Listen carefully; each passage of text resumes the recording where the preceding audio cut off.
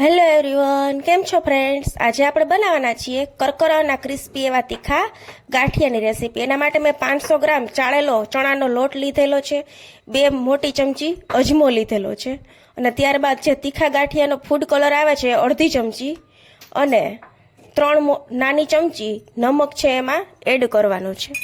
આ બંને વસ્તુ છે એ સારી રીતે મિક્સ કરી અને એમાં પાણી છે એ નાખી દેવાનું છે. આ રીતે પાણી નાખી અને સારી રીતે છે હલાવી લેવાનું છે. ત્યારબાદ લોટની અંદર 3 ચમચી ચટણી અને 1 ચમચી હિંગ છે એડ કરી દેવાની છે. આ બેટર છે મીઠું જ્યાં સુધી ઓગળી જાય ત્યાં સુધી છે એને હલાવવાનું છે. આ જે બેટર છે આપણું રેડી થઈ ગયું છે. ત્યારબાદ લોટને સારી રીતે હલાવી લેવાનો છે. લોટની અંદર મોણ કે સોડા નાખવાના નથી, કેમ કે આ ગાંઠિયા છે ખાવામાં ખૂબ જ કરકરા અને ક્રિસ્પી છે. જો સોડા આપણે નાખીએ તો ગાંઠિયા છે એ પોચા બનતા હોય છે.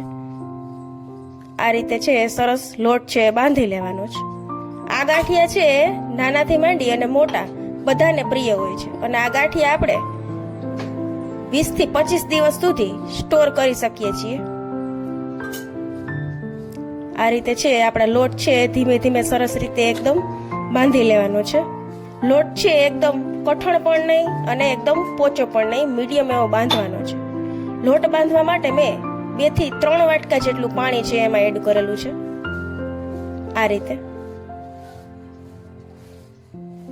આ રીતે છે લોટ સરસ એકદમ બાંધી લેવાનો.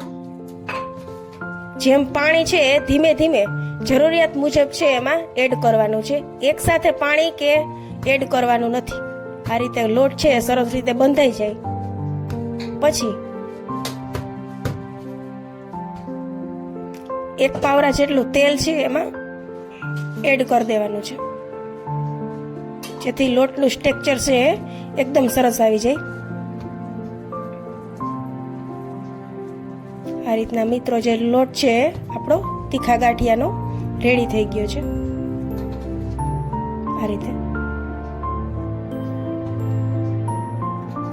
ત્યારબાદ સ્ટવ છે ચાલુ કરી એક કડાઈની અંદર આ રીતના જે તેલ છે આપણે રેગ્યુલર યુઝ કરતા હોઈએ લેવાનું છે. મેં મગફળીનું તેલ છે લીધેલું છે આમાં.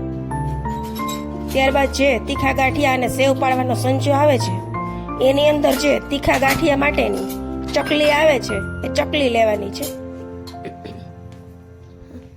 જે મશીન છે એની અંદર તેલ છે સારી રીતના આ રીતના છે અંદર ચોપડી લેવાનું છે, જેથી લોટ છે આપણો સારી રીતે એમાંથી નીકળી શકે, અને ચકલીની અંદર પણ પાડી લેવાનું તેલ ચોપડી લેવાનું છે. આ રીતે તેલ સરસ પ્રેસ થઈ ગયા પછી આ રીતના જે લોટ આપણે તૈયાર કરેલો છે એ ચમચીની મદદથી સરસ અંદર ધીમે ધીમે એવો પ્રેસ કરી લેવાનો છે. અંદર આ રીતે સરસ એક સરખો સરસ આમ થાય પછી આપણો જે સંચો છે એ સરસ બંધ કરી અને આપણે ગેસની ફ્લેમ છે ફૂલ રાખવાની છે. તેલ આવ્યું કે નહીં જોવા માટે થોડોક લોટ છે એડ કરવાનો. જો લોટ તરત ઉપર આવી જાય તો તેલ આપણું આવી ગયું છે. હવે ગેસની ફ્લેમ ધીમે કરી અને સંચાની મદદથી આ ગાંઠિયા જે છે એ સરસ પાડી લેવાના છે. જો આપણું તેલ છે એકદમ સરસ આવી ગયેલું છે. ગેસની ફ્લેમ છે હવે ધીમે કરી નાખવાની છે. આ રીતે હવે છે ગેસની ફ્લેમ છે ફૂલ કરી અને આ રીતના ગાંઠિયા છે એક સરખા સરસ આપણે સાંતળી લેવાના છે તેલમાં. એકદમ કડક અને ખાવામાં એકદમ ક્રિસ્પી, અને ચા સાથે પણ ખૂબ જ મજા આવે છે આ ગાંઠિયા ખાવાની. મારા રેસીપીના વિડીયો જોવા માટે મારા વિડીયોને લાઈક કરો, શેર કરો અને કોમેન્ટ કરો. યુટ્યુબમાં મારી ચેનલ છે જાનકી દેત્રોજા, એને સબસ્ક્રાઈબ કરો. થેન્ક યુ મિત્રો, થેન્ક યુ એવરીવન.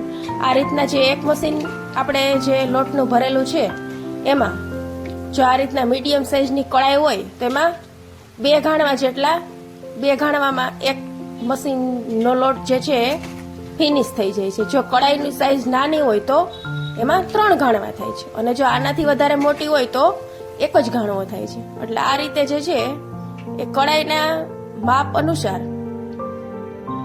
ગાંઠિયા છે વધતા ઓછા પ્રમાણમાં એમાં એડ કરી શકાય. આ રીતે જે સરસ છે આપણા ગાંઠિયા છે એ ધીમે ધીમે રેડી થતા જાય છે. આ રીતના મશીનની મદદથી જ્યારે આપણે ગાંઠિયા પાડીએ ત્યારે ફ્લેમ છે ફૂલ જ રાખવાની અને પછી જે છે ફ્લેમ છે ગેસની સ્લો કરી દેવાની છે. આ રીતના છે તેલમાં સરસ સાંતળી લેવાના ગાંઠિયાને.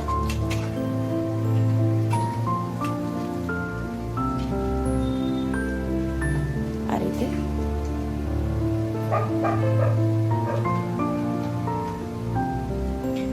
સરસ એવા આ રીતના સંતળાઈ જાય પછી આપણા ગાંઠિયા છે હવે રેડી થઈ ગયા છે.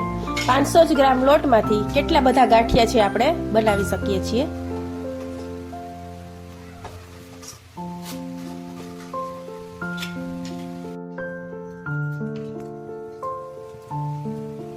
આ રીતને એકદમ સરસ છે ગાંઠિયાનું સ્ટ્રક્ચર અને કલર બંને ખૂબ જ સરસ આવે છે. આ રીતના લોટનું માપ અને જે ફૂડ કલર છે એનું માપ સરસ તૈયાર થયું હોય અને લોટ સરસ બંધાણો હોય એટલે ગાંઠિયા છે એકદમ પરફેક્ટ બને છે.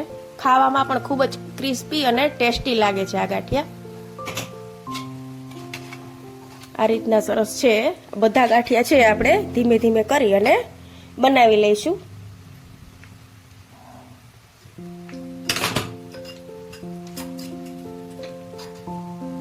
ખૂબ જ ઓછા મટીરિયલ્સમાં આ ગાંઠિયા છે એ બનાવી શકીએ છીએ આપણે. કોઈ પણ જાતનું મોણ કે સોડા એડ કર્યા વગર આ ગાંઠિયા સરસ રીતે ઘરે પરફેક્ટ માપ સાથે આપણે બનાવી શકીએ છીએ. જ્યાં સુધી ગાંઠિયા છે સંતળાતા હોય ત્યાં સુધીમાં આપણું મશીનનો જે સંચો છે એ પણ આપણે ભરી શકીએ છીએ. આપણા ગાંઠિયા છે મિત્રો રેડી થઈ ગયા છે. જો મિત્રો ગાંઠિયા છે કેવા સરસ ક્રિસ્પી અને કરકરા થઈ ગયા છે.